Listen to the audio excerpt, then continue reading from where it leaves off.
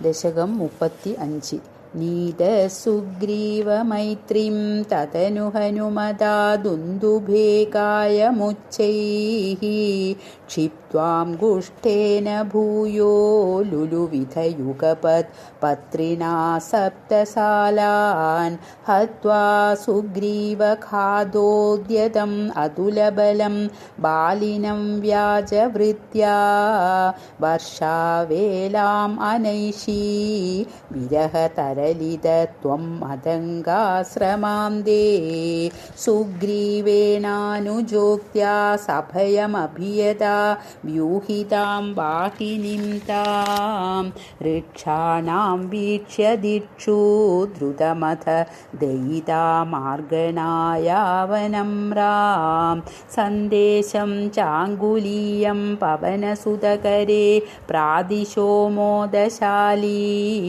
മാർഗേ മാർഗേ മമാർഗേ കവിഭിരഭി തദാ ത്വത്പ്രിയാ സപ്രയാസൈഃ ത്വദ്വാർത്താ കർണനോദ്യത് ഗരുദുരുജവ സമ്പാദി വാക്യ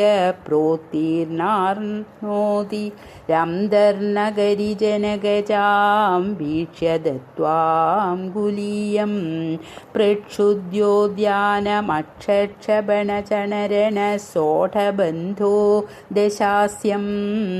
ദൃഷ്ട്വാ പ്ലുഷ്ട്വാ ച ലങ്കാം ഝടിതി സ ഹനുമാൻ മൗലിരത്നം ദദൗ തേ ത്വം സുഗ്രീവാം ഗദാദി പ്രബലകപിചമൂചക്ര വിക്രാന്തഭൂമി ചക്രോഭിക്രമ്യ പാരേ ജലധി നിശിചരേന്ദ്രാനുജാ ശ്രീയമാണാ തത്പ്രോക്താം ശത്രുവാർത്താം രഹസി നിശമയൻ പ്രാർത്ഥനാ പാർത്ഥ്യരോഷ പ്രാസ്താഗ്നേയാസ്ത്രതേജ ത്രിശതദുദധിഗിരാ ലബ്ധവാൻ മധ്യമാർഗം കീശൈരാശാന്തരോപാഹൃത ഗിരിനികരൈ സേതുമാധാപ്യ യാദൂന്യാമർദ്യദംഷ്ട്രാനഖ ശിഖരിശിലാ സാലശസ്ത്രൈ സ്വസൈന്യൈ വ്യാകുർവൻ സാനുജസ്ത്വം സമരഭുവി പരം വിക്രമം ശക്രജേത്ര വേഗാന്നാഗാസ്ത്രബന്ധ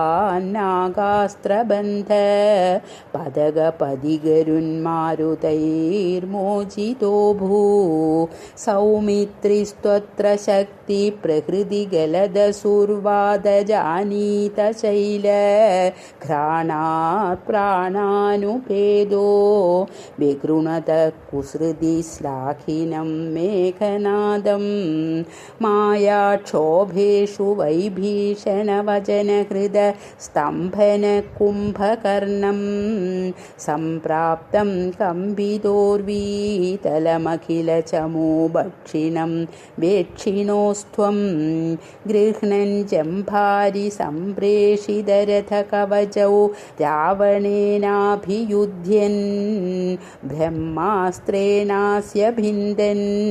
ഗലതതിം അപലാം അഗ്നിശുദ്ധാം പ്രഗൃഹ്ണൻ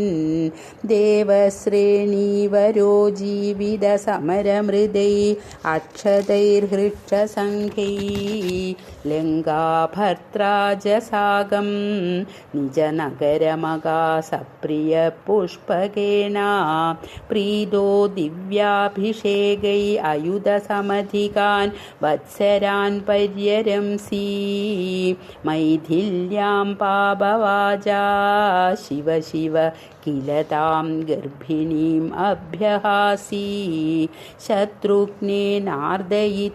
ലവണനിശിചരം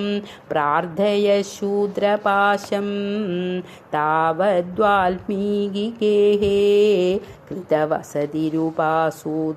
കൃതവസതിരുപാസൂതസീതാസുതൗ തേ വാത്മീകേ ത്വത്സുതോദ്ഗാപിതമധുരകൃതേ രാജ്ഞയാ യജ്ഞവാടേ സീതാം ത്വയ്യാപ്തു കാമേ ക്ഷിതിമവിശദസൗ ത്വം ച കാലാർത്തിതോ ഭൂ ഹേദോ സൗമിത്രിഖാദീ സ്വയമഥ സരയൂമഗ്നനിശേഷഭൃത്യൈ സാഗം നാഗം പ്രയാതോ